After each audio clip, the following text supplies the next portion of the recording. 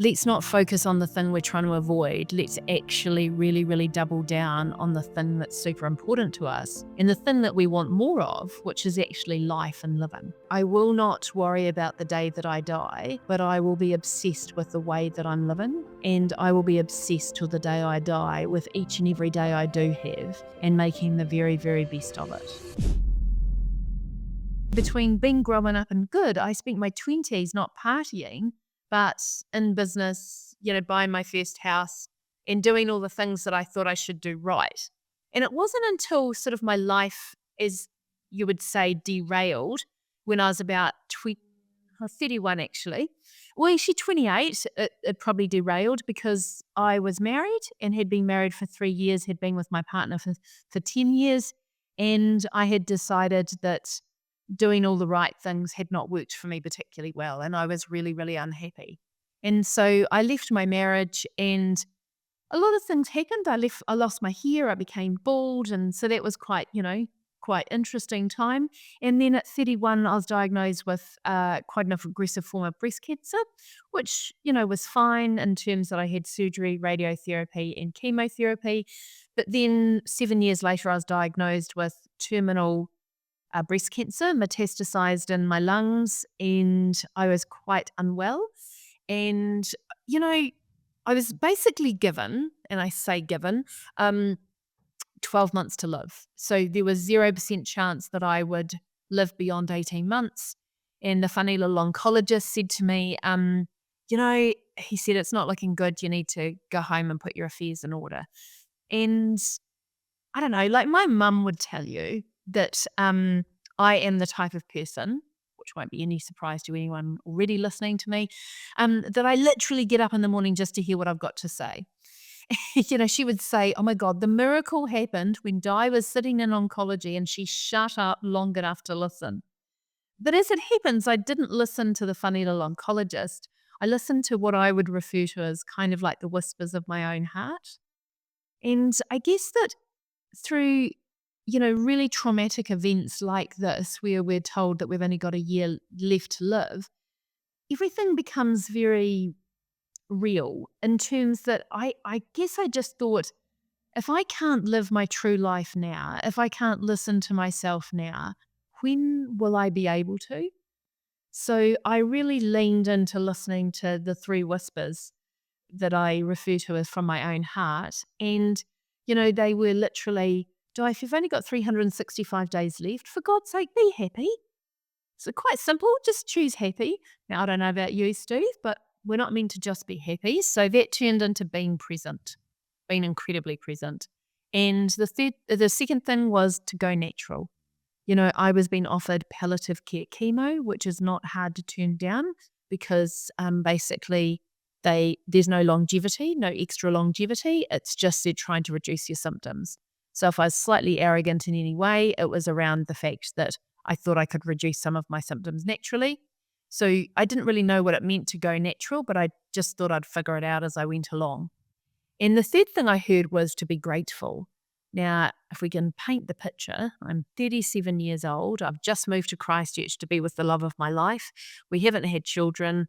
And I'm like, seriously, what the frig do I have to be grateful for?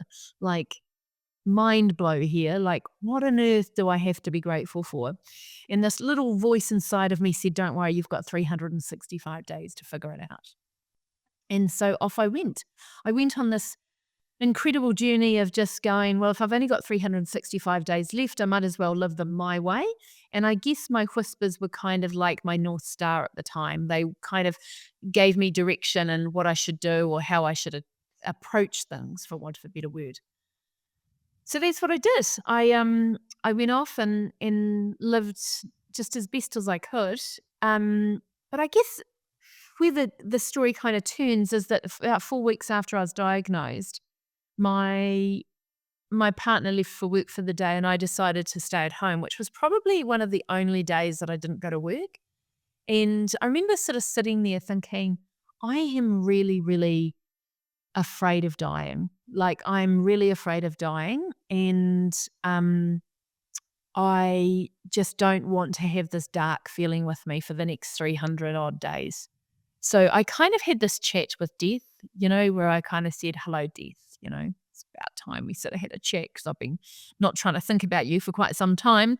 And while I can't exactly tell you what was said, what I do know with all my heart is that I consider her my angel of death. And she comes with me now everywhere I go. And she is just the reminder to me that I will not worry about the day that I die, but I will be obsessed with the way that I'm living. And I will be obsessed till the day I die with each and every day I do have and making the very, very best of it.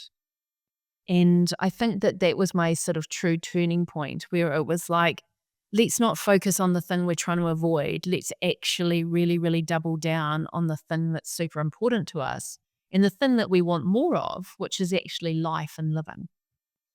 And so, about 14 months after I was diagnosed, my partner said to me, I think you're well. He said, you're really a pain in the ass again. He said, you're just back. And I was like, I think I'm well too.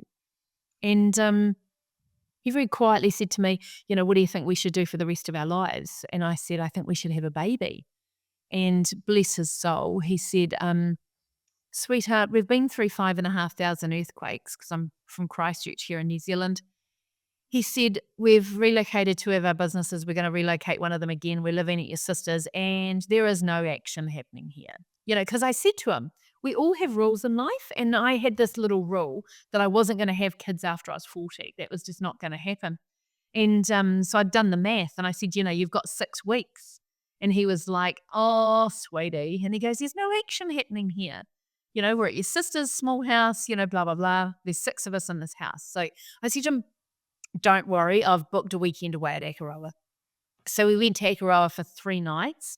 And I'm just that type of person that likes to learn something from any situation I possibly can. And so what I learned that weekend is that my husband, this is a man that we check for a pulse. Happy face, sad face, no difference. He's dry as anything. But if you give him a task, he performs exceptionally well under pressure. And 3 weeks before my 40th birthday, I gave birth to our one and only child, Jackson James Foster. And I guess the purpose of me wrapping up the story like it is that I've been very fortunate to experience what's called a radical remission. So with no medical intervention, my body has innately healed. And I have no sign of disease. And I guess the sort of, dun, dun, dun, dun, my son will be 13 in December. So it was nearly 15 years ago that I was diagnosed. It's truly phenomenal. It's just such an inspiring story. And there was obviously a reason that you had to stay around, Di. Well, see, I don't believe that. I don't believe that things happen for a reason. I think we find reason in things that happen. So given that I have stayed around, I'm finding a reason to be here. Yep. Di, talk to me about the first time you got diagnosed. Talk to me about how that hit you. I was 31. I had radical surgery and that I had a mastectomy. I wasn't with my life partner. I was with, like a boyfriend at the time. I knew that he wasn't my life partner. I just had the sense that I needed to do treatment. Otherwise, I was going to run out of time. And I just knew that however I thought about it was going to be my biggest friend. So before I went and had the surgery, I had made peace with the surgeon and the surgery that I was going to have because I've had no reconstruction. And I also just I remember when they told me what was wrong and what they wanted to do. And the first thing they said is, you need to come and get the surgery in 2 days' time. And I said, no, I'm going to wait and I need to decide. Actually, I remember having this conversation. I need to decide. And they said, but there's no choice. And I just laughed and I said, oh, there's always a choice. There's always a choice. And if you give me the space to choose, then the outcome, no matter what it is going to be better. The outcome is going to be better if you give me the space to choose. And it was 5 days that I just meditated and just sat with myself.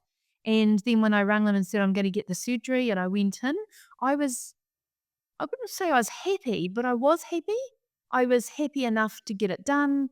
I, the next morning I had my surgery at 5 o'clock on Thursday night. The next morning at 7 o'clock, I had a little bit of makeup on, my pink dressing gown on, and I was sitting up in bed waiting for my dad to come in and see me, and I wasn't, he just laughed when he saw me because there I was, pretty as a picture, just already waiting for my first visitor for the day. And because I took responsibility for the decision, it was nobody else's responsibility.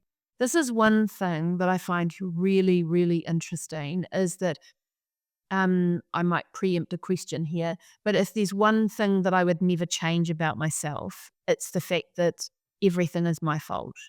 Like my health is my fault. It's my responsibility. So I don't outsource anything. I will quite happily take advice and I'll piece it together, but this is my life. And so therefore everything is my choice.